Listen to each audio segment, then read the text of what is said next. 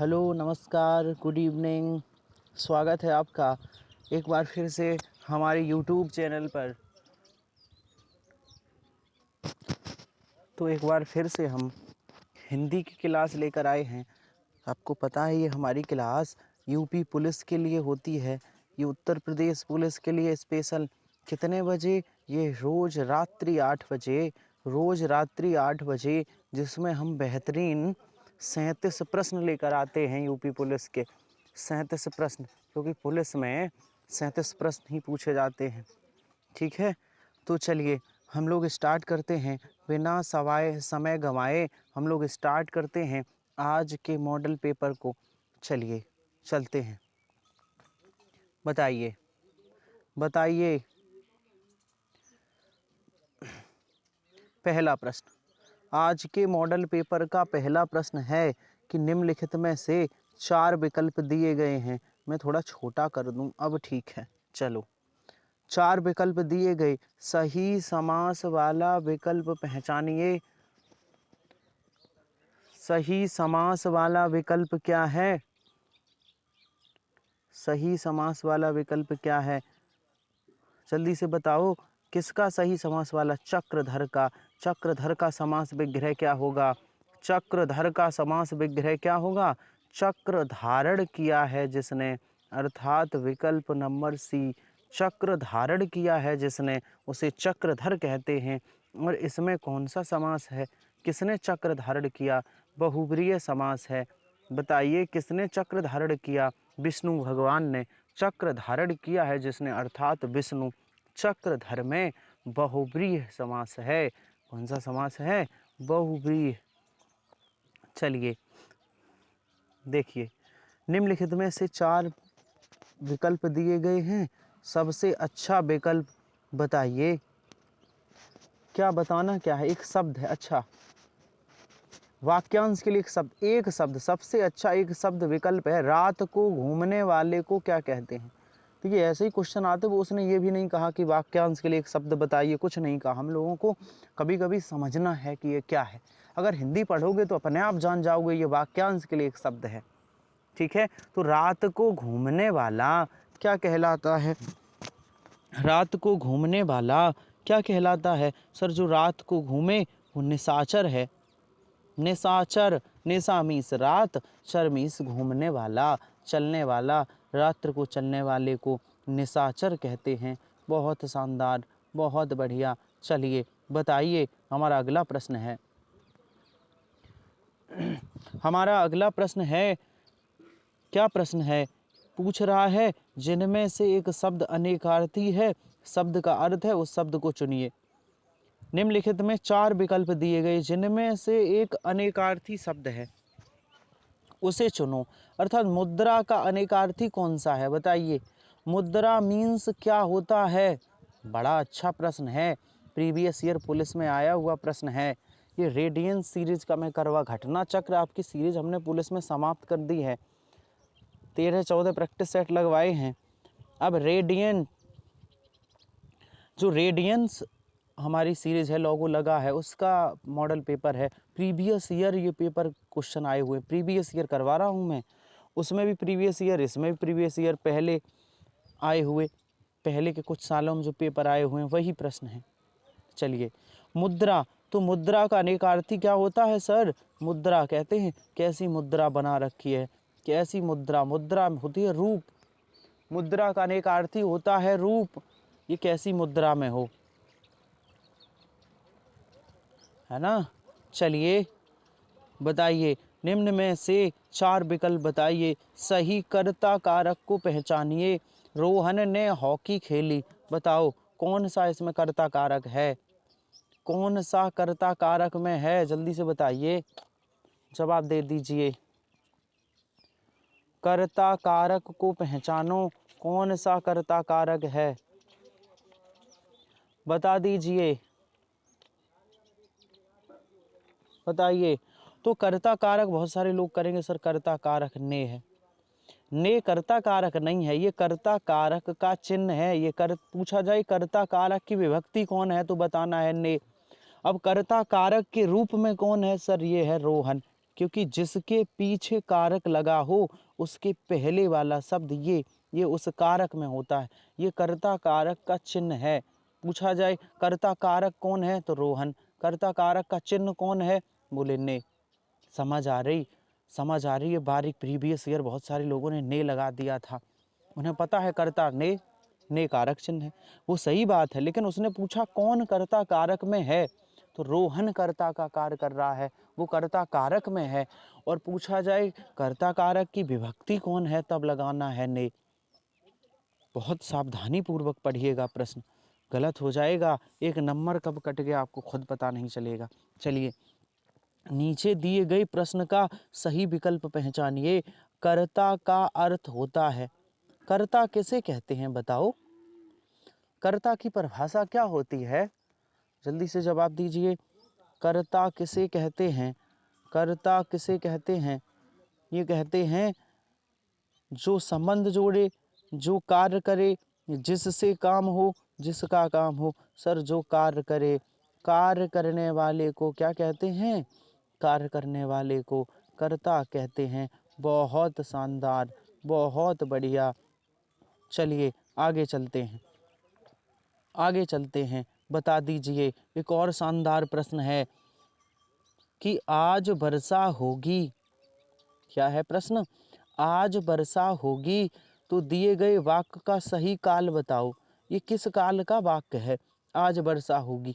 अच्छा, होगी गागी ये लगा है तो कन्फर्म है ये भविष्य का है। किस काल का है? भविष्य काल का। तो कौन सा जवाब होगा? सामान्य भविष्य। अब एक ही ऑप्शन में है तो सामान्य भविष्य। ठीक है। अच्छा बताओ, काल के कितने भेद होते हैं? बताओ, काल के कितने भेद होते? सर, काल के 3 भेद होते हैं। एक वर्तमान काल, एक भूतकाल, एक भविष्य काल। अच्छा बताओ, वर्तमान काल के कितने भेद? 5 भेद। भूतकाल के कितने भेद? 6 भेद। भविष्य काल के कितने भेद? 3 भेद। ठीक है। चलिए, अच्छा मैं पूछूं काल किसे कहते हैं? काल, काल किसे कहते हैं? ये तो क्रिया है। काल पूछा जाए तो बताना है क्रिया के घटित होने की जो अवस्था है वो काल कहलाती है। क्रिया के घटित होने की अवस्था क्या कहलाती है? काल कहलाती है।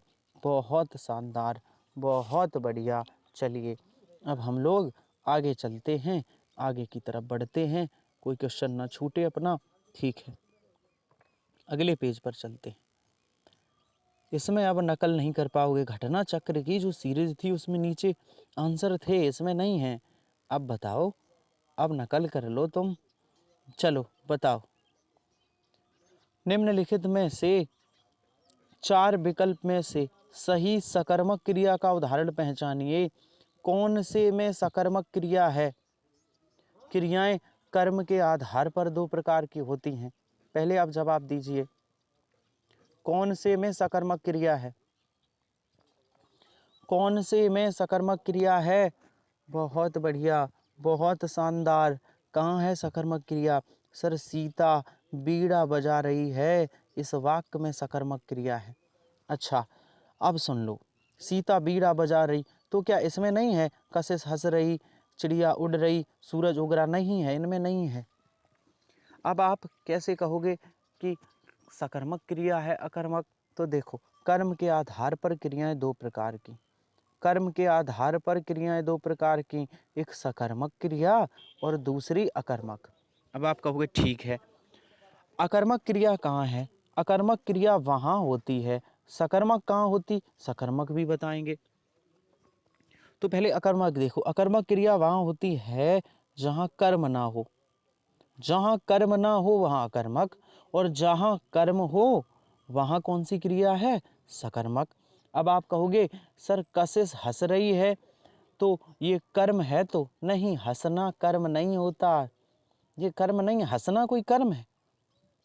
तो कोई काम कर रहा है तो वहाँ है कर्म। वह फल खा रहा है, वह किताब पढ़ रहा है, ये है कर्म। तो हंसना, ये देखो मैं बता दूं, कुछ क्रियाएं होती हैं जो अकर्मक होती हैं, जैसे हंसना, रोना, सोना, उड़ना, चलना, बैठना। ये सभी क्रियाएं अकर्मक होती हैं। हंसना, रोना, उड़ना, चलना, बैठना। देखना, वह देख रहा है, ये क्या है? वह बोल रहा है। ये सभी अकर्मक क्रियाएं हैं। वह क्या बोल रहा है, वह क्या हंस रहा है। तो जब कर्म सकर्मक और अकर्मक पहचानना है तो क्या का क्वेश्चन करिए, उससे पूछिए, उस वाक्य से क्या का क्वेश्चन करिए। क्या के बाद अगर आपको जवाब मिल रहा है तो सकर्मक है, जवाब नहीं मिल रहा है तो अकर्मक है। कशिश हंस रही है तो कशिश क्या कर रही है, कशिश क्या हंस रही है, बताओ क्या हंस रही है कशिश, क्या हंस रही। कुछ हंसी कोई काम थोड़ी नहीं है। वह सो रहा है तो सोना कोई काम है भैया, कोई सो रहा है तो सोना कोई काम तो है नहीं। वह उड़ रहा है तो उड़ना कोई वर्क है क्या?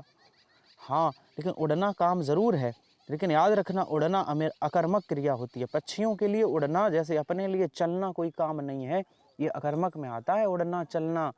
याद रखना उड़ना चलना हंसना ये अकर्मक में आता है। तो सीता बीड़ा बजाती है, डी आंसर ठीक है, डी। जैसे मैं कहूँ वह किताब पढ़ता है तो ये सकर्मक है। चलिए बताइए, निम्नलिखित में से उस विकल्प का चयन करें जो दिए गए शब्द का पुल्लिंग है। किसका पुल्लिंग बताना है? सम्राज्ञी का पुल्लिंग बताना है। सम्राज्ञी किसका, सम्राज्ञी का पुल्लिंग क्या होगा? तो सम्राज्ञी स्त्रीलिंग है। हाँ बिल्कुल स्त्रीलिंग है। तो सम्राज्ञी का पुल्लिंग क्या होगा? सर सम्राज्ञी का पुल्लिंग सम्राट होता है। क्या होता है? सम्राट। सम्राज्ञी का पुल्लिंग क्या होगा? सम्राट। आइए आगे चलते हैं, अगला प्रश्न बताइए। नीचे दिए गए शब्द का बहुवचन रूप वाला विकल्प चुनिए। किसका? नीचे दिए गए मतलब चिड़िया का बहुवचन बताना है।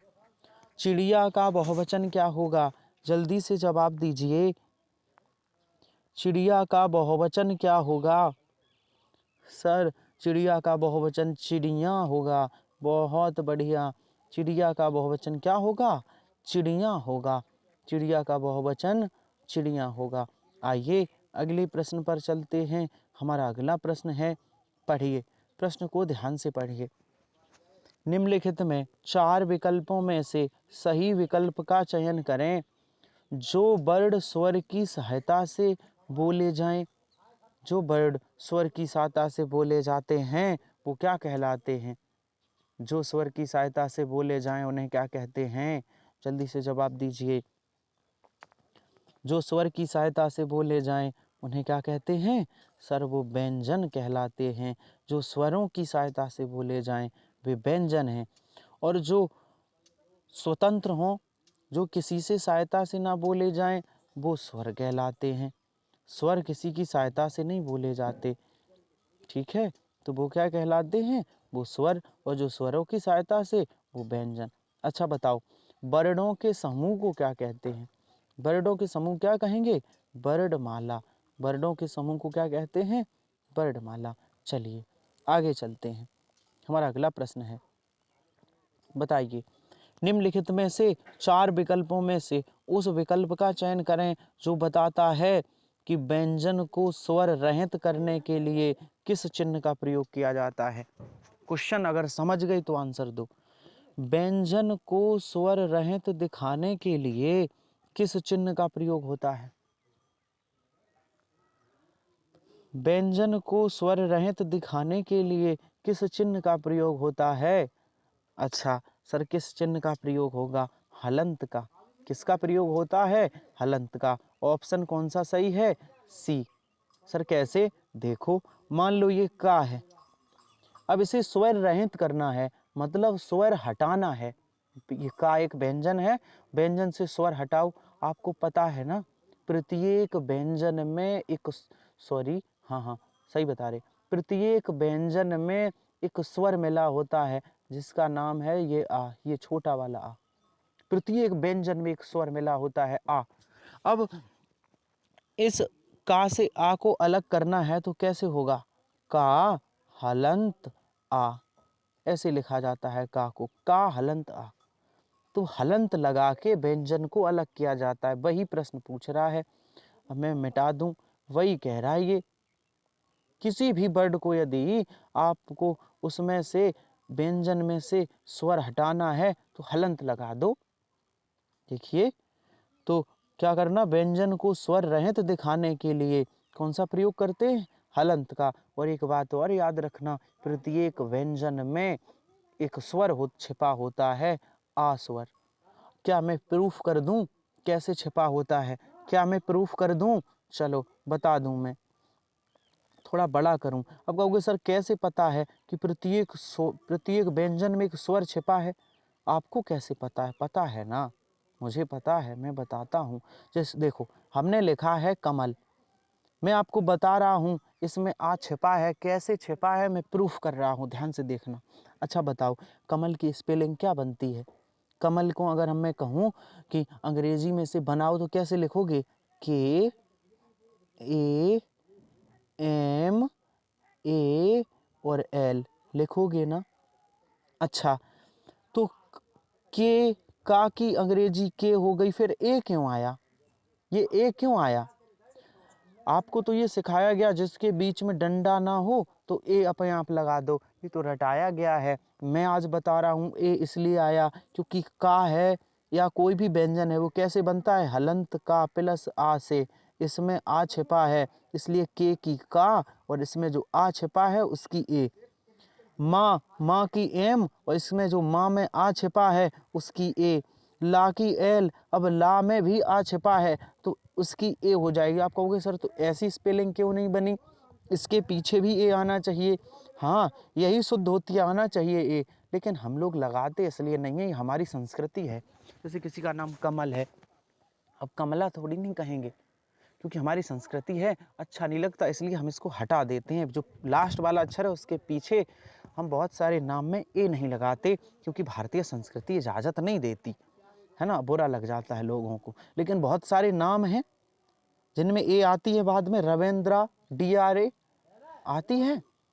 तो आज बात समझ आई आपको, ये ए क्यों लगती है, क्योंकि प्रत्येक व्यंजन में एक स्वर छिपा होता है जिसका नाम है आ, ठीक है। तो उसे स्वर रहित करने के लिए क्या करते हैं, हलंत लगाते हैं। बहुत शानदार, बहुत शानदार। चलिए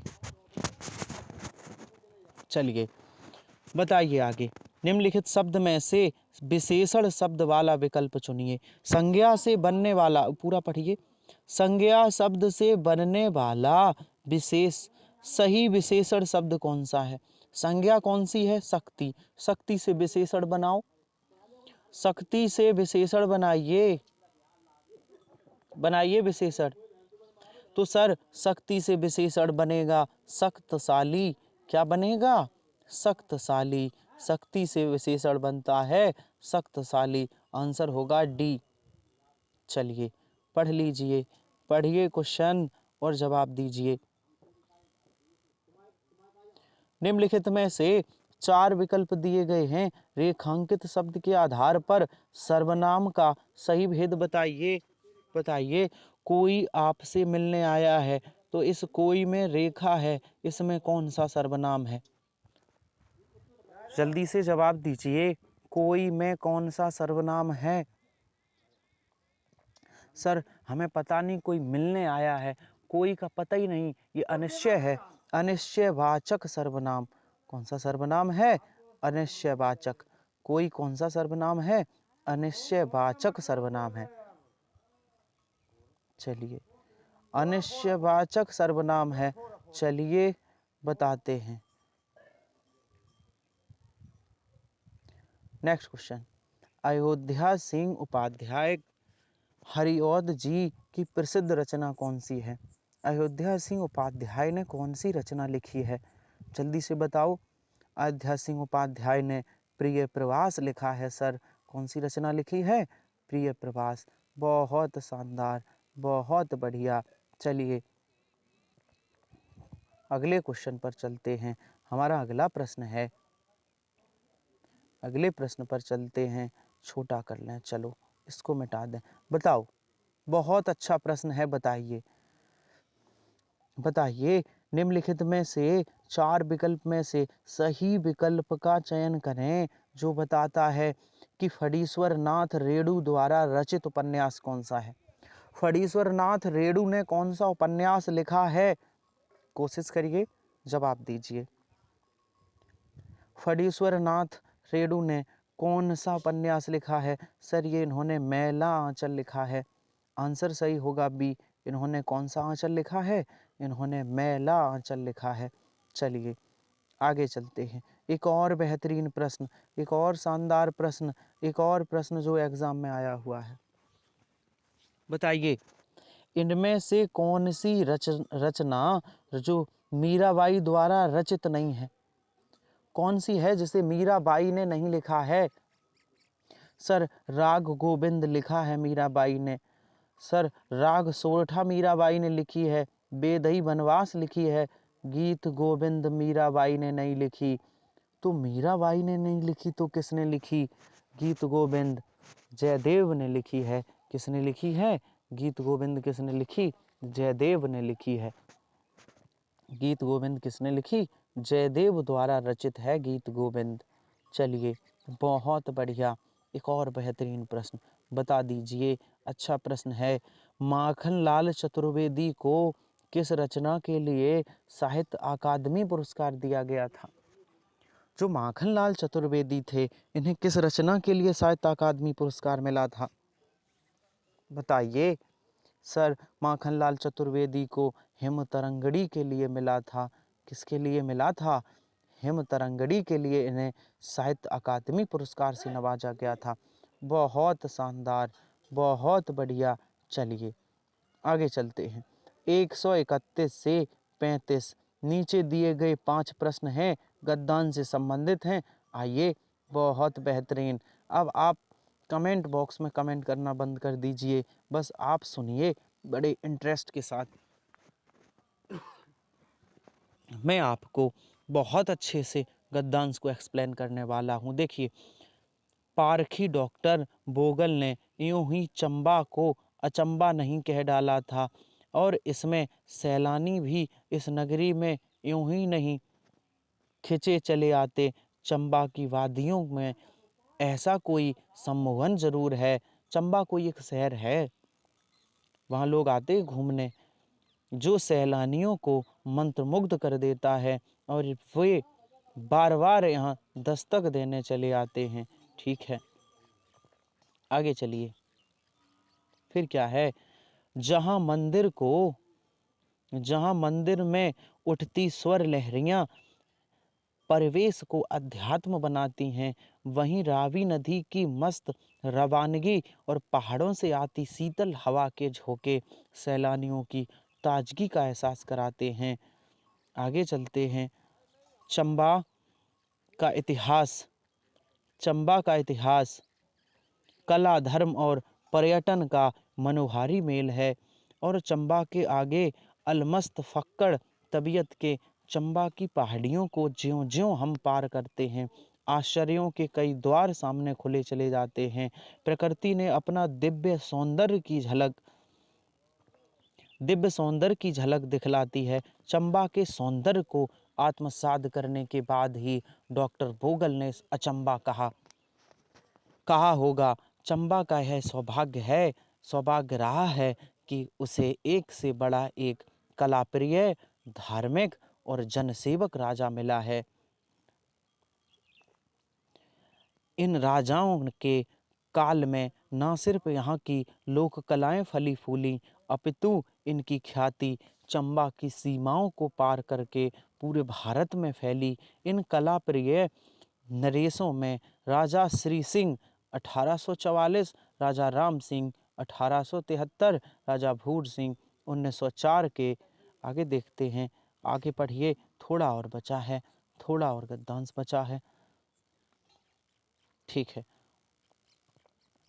4 के नाम विशेष रूप से उल्लेखनीय हैं। वस्तु हो या भित्ति चित्रकला, मूर्ति हो या काष्ठ कला, जितना प्रोत्साहन इन्हें चंबा में मिला है, शायद ही अन्यत्र कहीं मिला है। चंबा ही कलम शैली ने अपनी पहचान विशेष बनाई है। चंबा की कलम शैली ने किसी घाटी की किसी घाटी की ऊंचाई पर खड़े होकर देखें तो समूचा चंबा शहर भी किसी अनूठी कलाकृति जैसा ही लगता है। बहुत शानदार है। किसी चंबा पर्यटक स्थल का जिक्र है इस गद्दांश में। आइए सवाल करते हैं। करिए। चंबा का इतिहास धर्म और पर्यटन का कैसा मेल है? चंबा का इतिहास धर्म और पर्यटन का कैसा मेल है? सर ये मन को हरने वाला है। कैसा है? ऑप्शन ए होगा मन को हरने वाला। बहुत शानदार, बहुत बढ़िया, बता दीजिए। डॉक्टर बोगल ने चंबा को अचंबा कब कहा?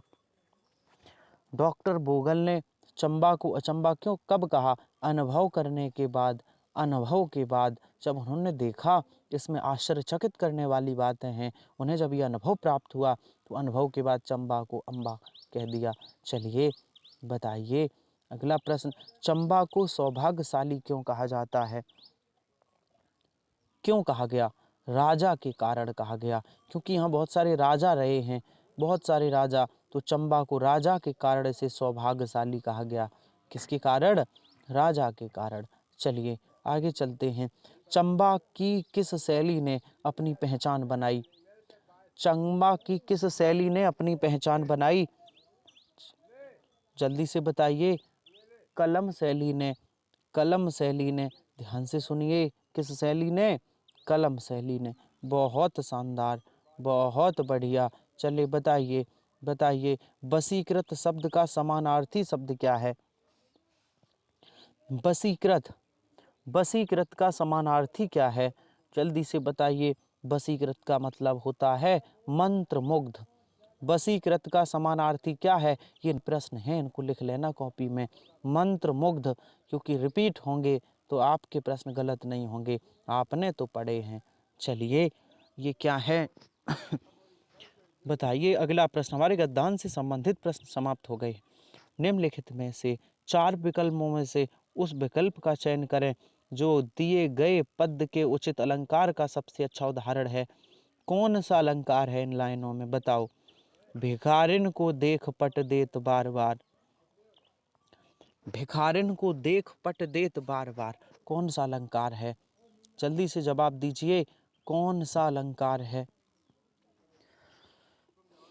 भिखारिन को देख पट देत बार बार, सर इसमें तो श्लेष अलंकार है। आंसर ए सही होगा, इसमें तो श्लेष है। कैसे है? देखो, भिखारिन को देख पट देत बार बार, यहाँ पट के 2 अर्थ हैं। पट के कितने अर्थ हैं? 2 अर्थ। और जहाँ पर किसी शब्द के एक से अधिक अर्थ हों वहाँ कौन सा अलंकार है? श्लेष अलंकार। अब आप कहोगे सर इसके 2 अर्थ हैं तो कौन कौन से? पट के 2 अर्थ हैं। एक पट मीन्स है किवाड़, यहाँ पर एक किवाड़। एक पट मीन्स यहाँ पर है भीख। कैसे? जैसे दरवाजे पे भिखारी भिखारिन आते हैं ना, तो भिखारिन को देख पट देत बार बार। लोग, बहुत सारे लोग ऐसे होते हैं, कोई भिखारी आया है दरवाजे पर तो भीख नहीं देते, किवाड़ बंद कर लेते हैं। पट देत बार बार, किवाड़ के सेंस में पट का अर्थ किवाड़ है। और एक ऐसे लोग होते हैं कि भिखारिन को देख पट देत बार बार। ये बहुत सारे लोग इतने कोमल हृदय के होते हैं, बार बार उसे भीख दे देते हैं। तो पट मीन्स होती है भीख। भिखारिन को देख पट देत बार बार। तो क्या है? एक शब्द का 2 अर्थ हैं और जहाँ एक से अधिक अर्थ हों वहाँ कौन सा अलंकार है? सर वहाँ कौन सा अलंकार है? वहाँ कौन सा अलंकार है? श्लेष अलंकार। तो इसका सही जवाब होगा श्लेष। बहुत अच्छे। चलिए आगे बढ़िए, बताइए। उस विकल्प का चयन करें जो रेखांकित शब्द के सही अव्यय का भेद हो। रेखांकित शब्द का, सबने उसे बुरा कहा लेकिन वह अच्छा बना। तो ये लेकिन क्या है? ये लेकिन क्या है? विस्मयादि बोधक अव्यय, संबंध बोधक अव्यय, समुच्च बोधक अव्यय या क्रिया विशेषण अव्यय? ये लेकिन क्या है? ये लेकिन क्या है? देखो, जब 2 वाक्यों को कोई जोड़ता हो अव्यय, ये एक वाक्य है और ये दूसरा है, तो 2 वाक्यों को जोड़ने वाले अव्यय को समुच्च बोधक अव्यय कहते हैं। जैसे और, किंतु, परंतु, लेकिन, ये लगभग 2 वाक्यों को जोड़ते हैं। ठीक है, सॉरी, समुच्च, समुच्च संबंध पे लगा दिया हमने, सॉरी, समुच्च, समुच्च सी में लिखा है। समुच्च बोधक अव्यय, समुच्च बोधक। संबंध पे टिक कर दिया था। चलिए आगे चलते हैं। हमारा अगला प्रश्न है, कौन सा था ये? ठीक है, आगे बताइए, बता दीजिए। बहुत शानदार प्रश्न है, ज़्यादा जूम तो कर नहीं सकते, नहीं तो दिखेगा नहीं आपको। चलिए इतना कर सकते हैं, बताइए। निम्नलिखित में से 4 विकल्प दिए गए, उस विकल्प का चयन करें जो अशुद्ध वाक्य के शुद्ध रूप में सबसे अच्छा विकल्प है। अच्छा, ये अशुद्ध वाक्य दिया गया है, विद्यालय में बाएं बड़ा सा मैदान है। ठीक है,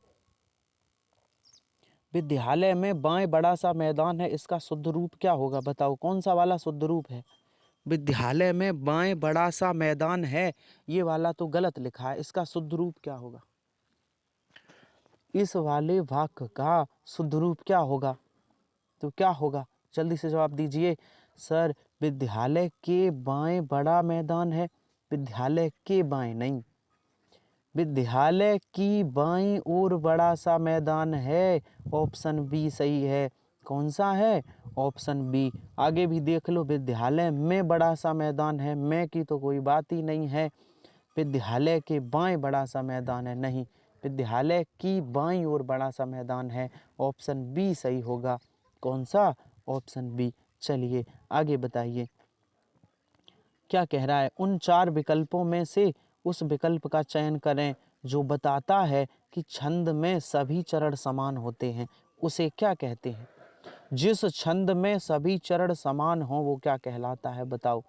जिसके सभी चरण समान हो वो क्या कहलाता है? सममात्रिक छंद कहलाता है। देखो, छंद 3 प्रकार के, एक सममात्रिक छंद, एक विषममात्रिक छंद और एक अर्धसममात्रिक। जिसके सभी चरण समान हो सममात्रिक, जिसके सभी असमान हो, सभी चरण में अलग अलग मात्राएं हों, 4 चरण होती हैं, किसी में 10, किसी में 11, किसी में अलग अलग, चारों में अलग मात्राएं हों तो विषममात्रिक। अर्धसममात्रिक क्या है? आधे में एक, आधे में समान, आधे में समान। जैसे दोहा और सोरठा, आधे में दो दो चरण ऐसे हैं, उनके आधे, 2 चरण जिसमें अलग मात्राएं और 2 में अलग, तो अर्धसममात्रिक दोहा और सोरठा कैसा छंद है? अर्धसममात्रिक छंद है।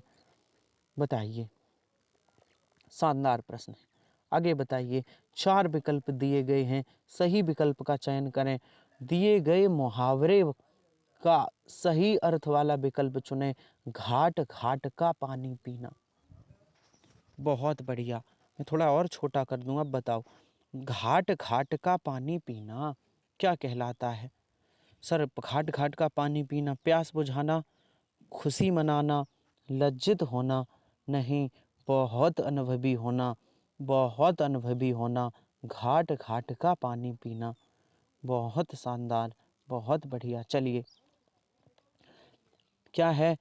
निम्नलिखित में से 4 विकल्पों में से उस विकल्प का चयन करें जो बताता है जहाँ किसी हानि के कारण शोक भाव उपस्थिति हो, वहाँ किस भाव की उपस्थिति रहती है? तो जहाँ कोई व्यक्ति हानि हो जाए, किसी की डेथ हो गई, तो वहाँ कौन सा रस होगा, कौन सा भाव होगा? सर, करुण रस होगा, करुण का भाव होगा, करुणा का भाव होगा। कौन सा भाव होगा? करुणा का। बहुत बढ़िया, बहुत शानदार, बहुत लाजवाब। चलिए, बहुत अच्छे प्रश्न हैं। इन प्रश्नों को ज़रा बहुत सावधानी से करिए, इसी तरह हम प्रश्नों का लेवल बढ़ाएंगे धीरे धीरे। बताइए, क्या है? जो निर्देश अनुसार वाक्य परिवर्तन वाला सही है। अच्छा, बताइए, राधा स्कूटी चला रही है, इसका भाववाच्य बनाना है। बनाइए, राधा स्कूटी चला रही है, इसका भाववाच्य क्या होगा? भाववाच्य क्या होगा? क्या होगा भाववाच्य? तो होगा आंसर ए, राधा से स्कूटी चलाई जाती है या राधा के द्वारा स्कूटी चलाई जाती है। एक ही बात है, क्यों? इससे का मतलब है के द्वारा, ये करण कारक है। राधा से या राधा के द्वारा स्कूटी चलाई जाती है। आंसर सही होगा ए। चलिए, बहुत बढ़िया, बहुत बढ़िया। एक एक सवाल, एक एक जवाब आपका सटीक होना चाहिए। बड़ी मेहनत से हम, बड़ी सटीकता से, बड़े क्वेश्चन पर बड़ी मेहनत करके आपके लिए लाते हैं। ऐसे नहीं कुछ भी बता दें, है ना? बड़ी मेहनत करके आपको क्वेश्चन के आपके सामने लाते हैं और समझाते भी हैं। बताइए, बता दीजिए कौन सा विकल्प उद्धरण चिन्ह का है। उद्धरण चिन्ह समझते हैं, इन्वर्टेड कॉमा, अंग्रेजी में उद्धरण चिन्ह को इन्वर्टेड कॉमा कहते हैं। तो किस वाले सेंटेंस में इन्वर्टेड कॉमा लगा है, बताओ किस वाले सेंटेंस में। सर बी, माँ ने कहा बेटा सदा उन्नति करो, यहाँ पर क्या लगा है, ये उद्धरण चिन्ह लगा है। कौन सा उद्धरण है, डबल उद्धरण है। कभी कभी ऐसा एकल उद्धरण होता है, ऐसे लगा हो ना, ऐसे तो एकल उद्धरण, और डबल लगा हो ऐसे तो ये दो उद्धरण होता है, दो उद्धरण। तो अभी दो उद्धरण का चिन्ह लगा है। चलिए बहुत शानदार, बहुत बढ़िया। बस कुछ प्रश्न और हम लोगों के बचे हैं, कुछ प्रश्न और बचे हैं, शानदार तरीके से कर लो।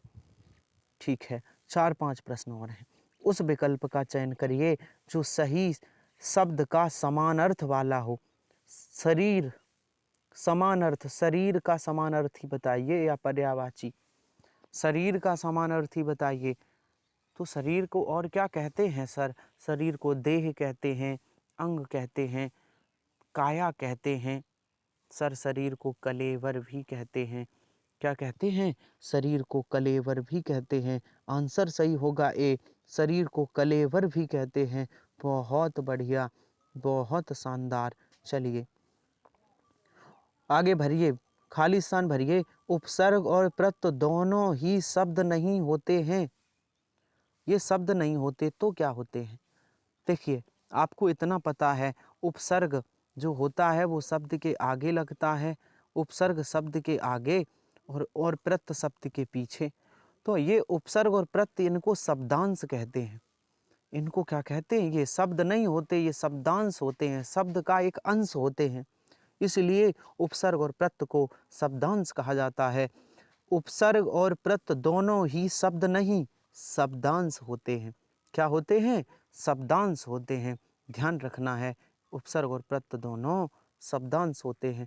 बहुत शानदार, बहुत बढ़िया। चलिए अगला जवाब दीजिए। 3-4 प्रश्न और हैं हमारे। चलिए निम्नलिखित में से 4 विकल्पों में से उस विकल्प का चयन करें जो प्रत्यय से नहीं बना है। सर जिसमें प्रत्यय नहीं लगा, शिष्या, सर इसमें तो प्रत्यय लगा है। आप्रत्यय, प्रत्यय कहाँ लगता है? बहुत बार बताया है, प्रत्यय शब्द के पीछे लगता है, इसमें आप्रत्यय है सर। तो शेरनी में क्या प्रत्यय है? बिल्कुल है, शेरनी में ई, बड़ी ई प्रत्यय है। दया मय में कौन सा प्रत्यय है सर? मैं प्रत्यय है, मय। तो अच्छा किसमें प्रत्यय नहीं है सर? परिचय में कोई प्रत्यय नहीं है। आंसर सही होगा डी, परिचय में कोई भी प्रत्यय नहीं है, कोई भी। चलिए आगे बताइए।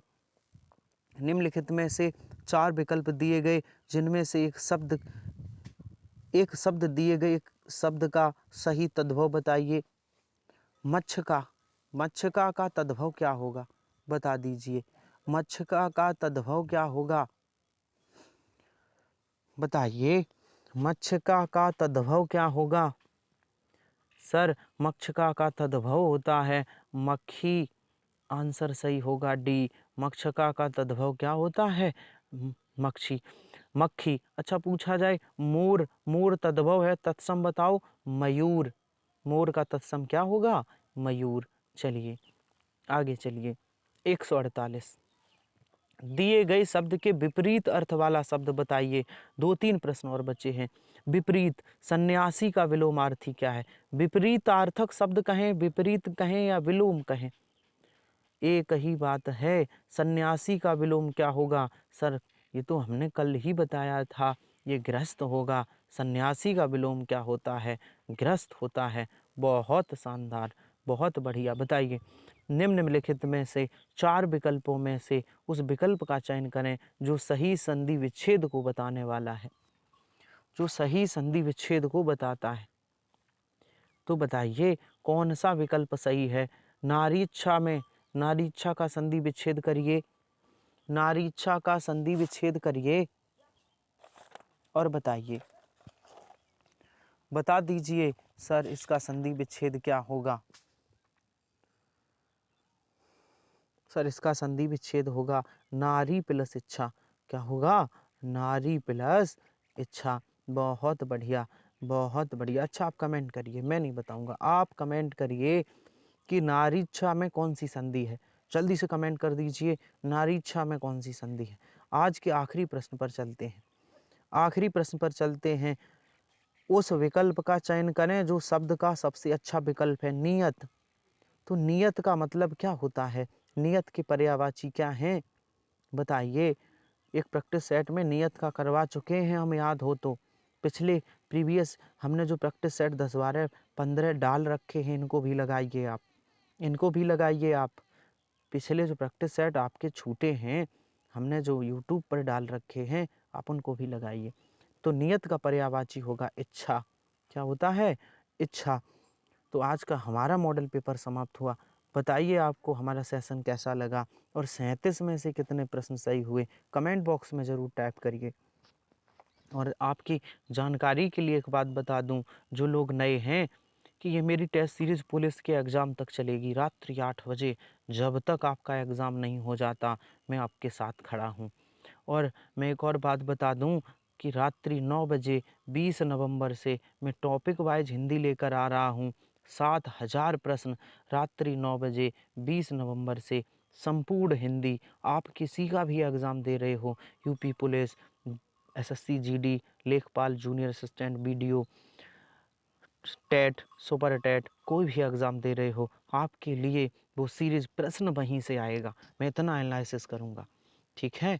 और जो लोग हमारे टेलीग्राम चैनल पर नहीं जुड़े, वो जुड़ सकते हैं। टेलीग्राम चैनल का नाम है आमोद सर हिंदी। हमारे टेलीग्राम चैनल का नाम क्या है?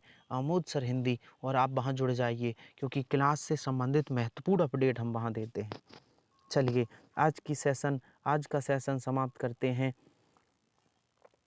आज का सेशन हम समाप्त करते हैं। उम्मीद करता हूँ आज का सेशन अच्छा लगा होगा। मिलते हैं कल इसी समय नए प्रश्नों के साथ। तब तक के लिए धन्यवाद।